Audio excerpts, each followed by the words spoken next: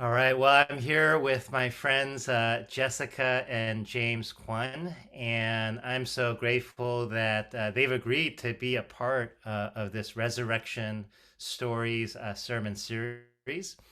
We're talking right now about how God meets us in the midst of all the different things that we go through, our doubts, our fears, our anxieties, and our struggles, and James and Jessica will be sharing a part of their story.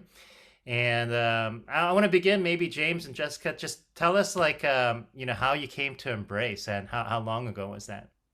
So our first visit to Embrace was Easter Sunday of 2018, and so it's our 3-year anniversary now.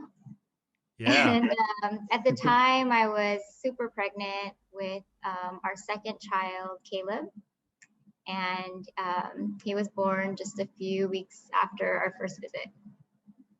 That's amazing. So this is an anniversary of sorts that we get to do this together. Yeah, yeah, it's exciting. I'll never forget that message you had on that day.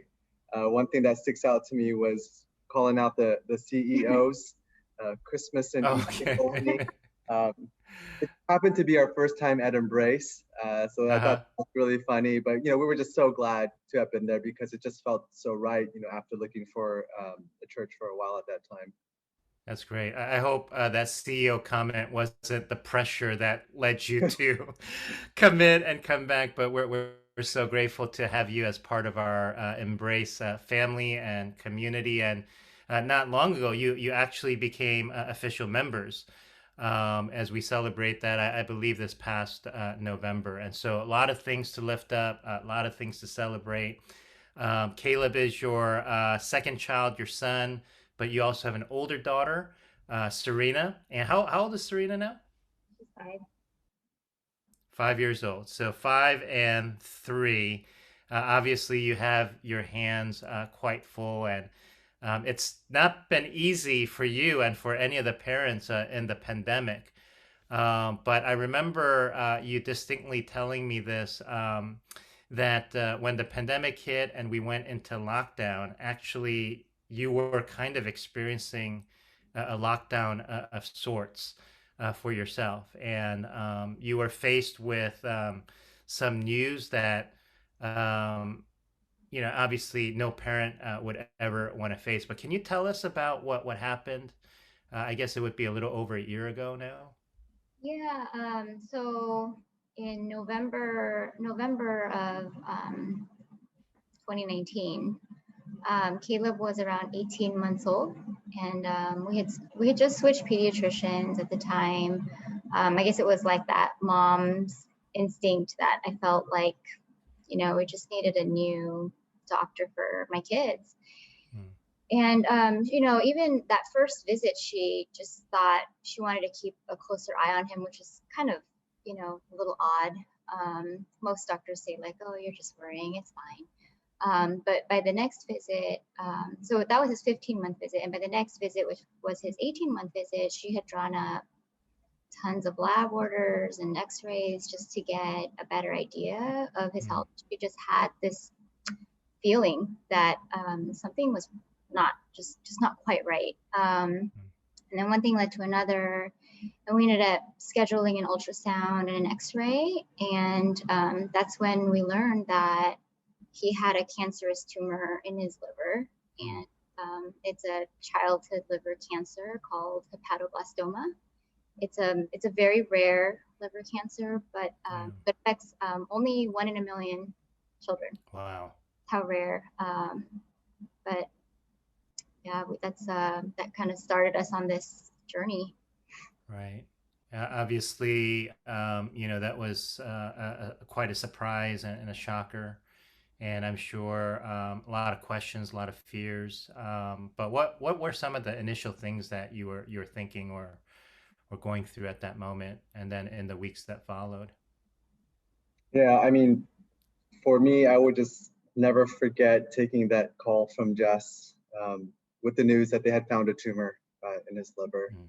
It was just an hour earlier. I was laying down with Caleb as he was doing his ultrasound, so certain that we would hear nothing but good Mm. news. I had to run off to work before we can see the results.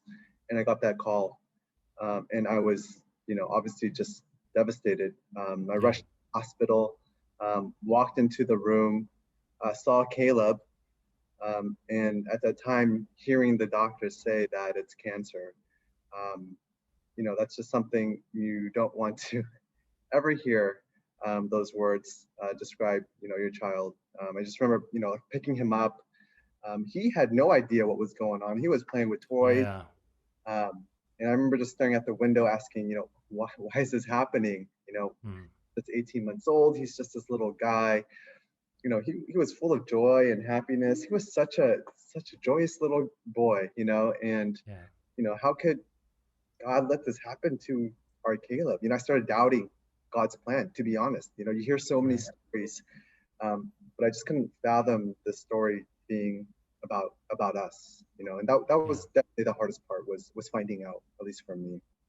Yeah, absolutely. And you have been church goers for a while, right? And so faith was already a part of your life. And I think a lot of times, when we try to experience a relationship with God, a lot of it is, to be honest, focused on the good things that we seek from God, and kind of experiencing God in the calmness and the regularity of life. And then these moments of crisis hits, and everything is shaken, including our faith. I remember hearing about this news, and my heart broke for the both of you, and for your family, not knowing. I mean, I had no idea what that condition was, never heard of it before, and started following some of the updates on the website. I forgot what that's called. The website that you put it up. It was called Cluster, like a little Yeah, journal. cluster, right? Yeah. Yeah, help people follow along. Yeah.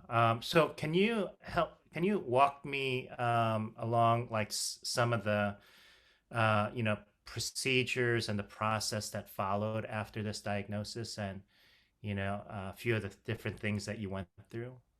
Yeah, so in terms of like the medical process, things moved really quickly. I mean, you go from finding out that there's a tumor, and they quickly try to explain to you what the potential spread of disease could be. So Mm.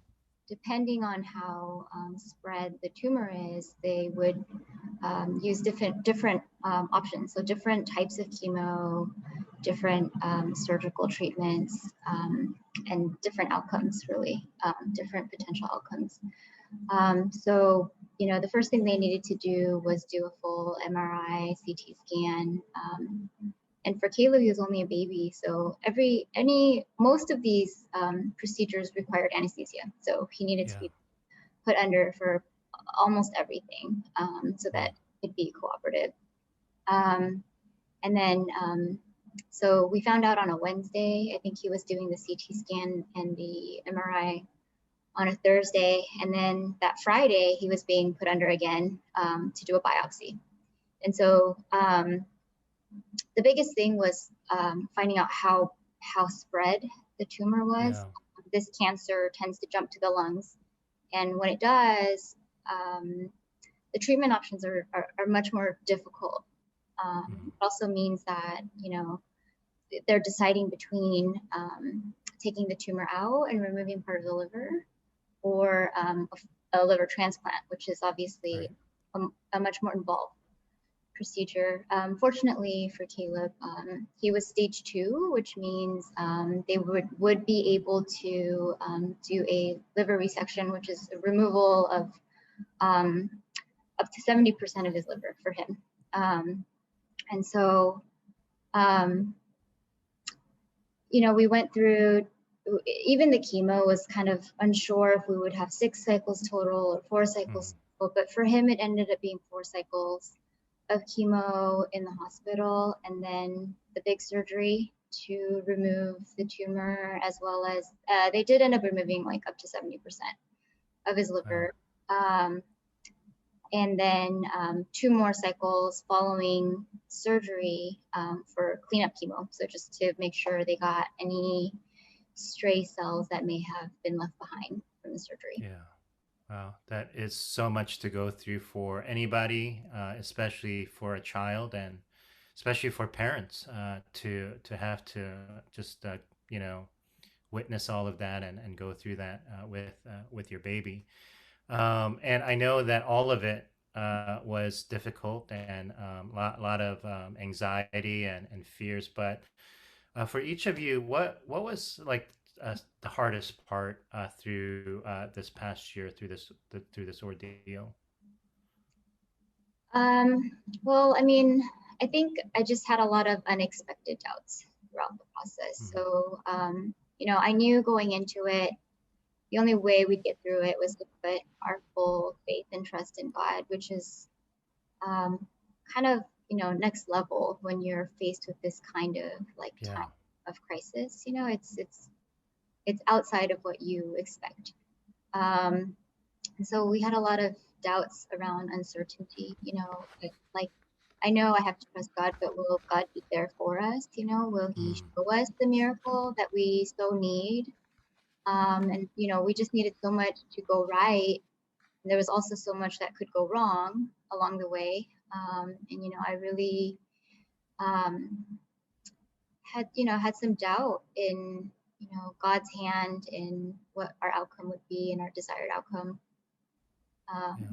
And whether, you know, Caleb would be ultimately okay. Yeah. Thank you. Yeah, I mean, when you hear the news for the first time, you can't help but think, you know, okay, he has cancer. Is he going to beat this?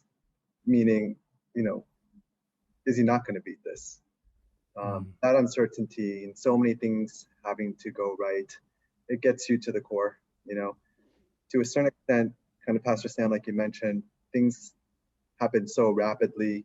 Within 48 hours, he had so many procedures done on him. You actually saw him within 48 hours. Yeah. And in a way that helped us because you start to get distracted by the procedures that need to get done, the things you have to get Right. that day, versus sort of dwelling too much on, you know, is he going to make it?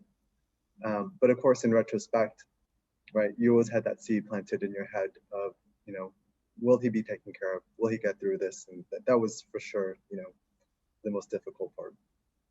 Yeah, yeah, and I love what each of you shared, Jessica, about this next level of faith, especially in light of the unexpected doubts. And you're right, you know, a lot of the doubts that we struggle with, they're never doubts that we plan for. They're doubts that come by way of circumstances and the realities of life that we have not planned for. And to be in the thick of it, James, and not have the opportunity or, you know, just the benefit of pausing and thinking through things because you had to act right away and take care of the things that needed to take care of. I'm sure there's a lot of parts of this journey that feel so vivid, and I'm sure that there's also some that, you know, is like a blur. But in the midst of it all, you know, I wonder, like, where have you seen God as you struggled with these doubts and fears, and you're trying to do your best to take care of Caleb, and you have these questions, why is this happening? But have you seen God in this particular journey? Definitely. I mean, for myself, I had kind of like this moment where I just felt God's undeniable reassurance and comfort. And, you know, you know, had a lot of uncertainty and doubt taking Caleb through like every step of the way. One of like the biggest step I would say of his treatment was the surgery Mm. and leading up to it. And so, and you know, the doctors, medical team, they prepared us for a very long time for it, knowing that it would be very difficult for us as parents to go through and to see your child go through. And so, they prepped us with a lot of expectations. I mean, even just pure medical prep to get us to that point. And one of the essentials for pre-anesthesia for operating is that they have to arrive early in the morning with a completely empty stomach. And at the time, Caleb was still a baby, so he was still nursing, Yeah. and it was really the only thing that I could provide him that brought him calm and comfort throughout the night. All those hospital night stays and the discomfort he felt when we came home. So I just felt, it might seem like something so small in the grand scheme of the surgery and the chemo and everything, but I think as a mom, it was really like the one thing that I had that I knew I could always comfort him and give him that reassurance that I was there with him. And to know that that night before the surgery, I could not give him any milk, could not give him anything, not even, anything really. It was just a very helpless feeling, like to just be stripped of anything I could do for my child. And I agonized over it a lot. I agonized and I prayed over it because I just felt just so helpless, thinking that I would send him into the OR that morning, just hungry and screaming and crying all night. It's just, I just didn't want that to be the way we sent him off, Yeah. And, I talked to my friends and family, I prayed, I cried. And, about a week before the surgery, there was a night that he woke up in the middle of the night and he would not go back to sleep. He just would not. He was up for the day, and it was really strange. He's never done that. I mean, he was literally up and he just wanted to play in the middle of the night, and he was fine. He was happy. He just thought that was that, and as I watched the sun come up that morning, I realized that, I think that was just God showing me that he heard my prayers, and that Caleb would be fine going into surgery. He'd be fine. And that this is what we would do, just as we did that day. And that's what we did the morning of the surgery. And it went very peacefully and calmly, and he was happy marching in there. And more so than just that moment of preparation, knowing that God was there for us, it was kind of, I feel like he showed me that he was there for us and, taking care of us in the little ways and the little steps, but also in big ways. And that it really helped me put my comfort in him, even in knowing that, the surgery too would go okay, that everything was going to be okay, and that we were truly in God's hands. That's beautiful. Thank you. Thank you so much for sharing that, Jessica. What about you, James? Where have you seen God show up? This was such a difficult journey, and it's easy to talk about the uncertainty and so many things, the why, things going wrong, but so many things went right. Jess talked about a lot of them. Not needing a transplant, the cancer not being in the lungs. Those were such huge wins. The anxiety that we had waiting for that news and finally getting the good news, we were just, and I think we were texting you, Pastor Sam, we were just so thankful, that God would, at least in his grand plan, provide these blessings for us.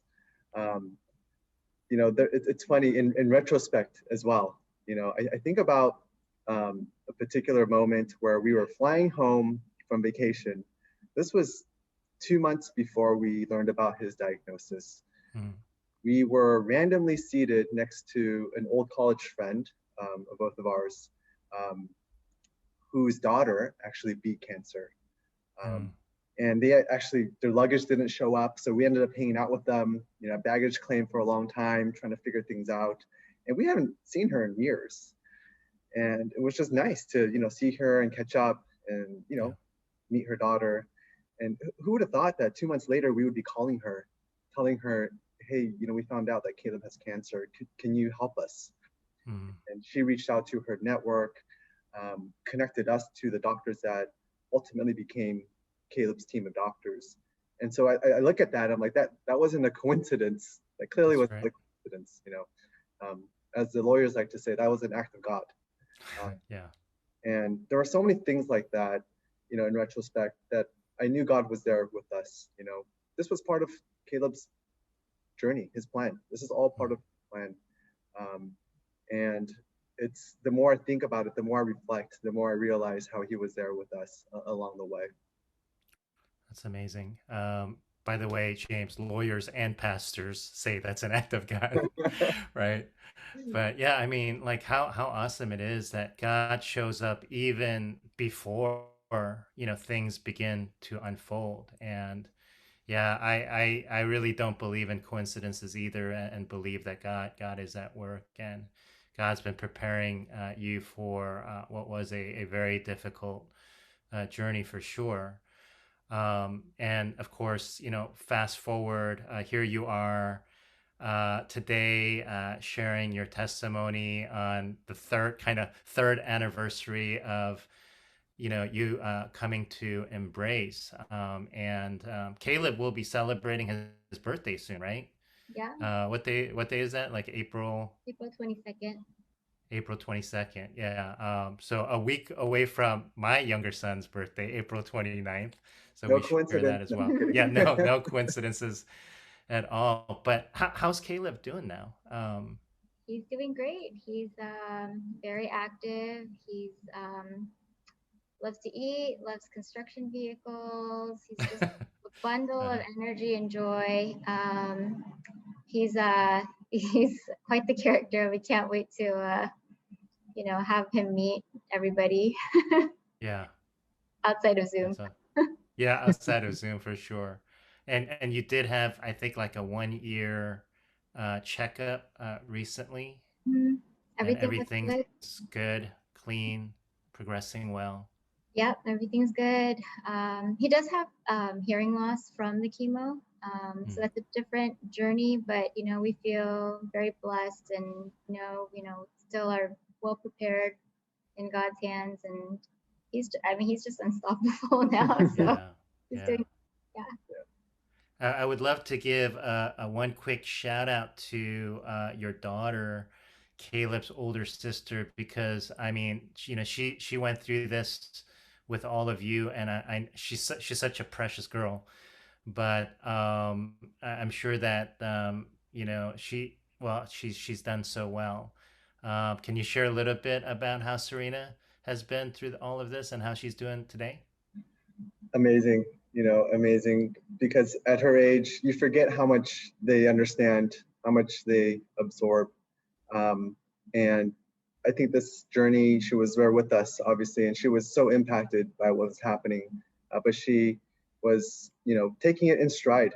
You know, I could see how some kids could maybe be difficult, and that's okay because it was such a tough situation of parents being in and out, Jessica living at the hospital, Caleb not being there. Yeah, Why is she going places by herself? But, again, I think, God was there with us, with Serena, putting her in big sister mode. And yeah.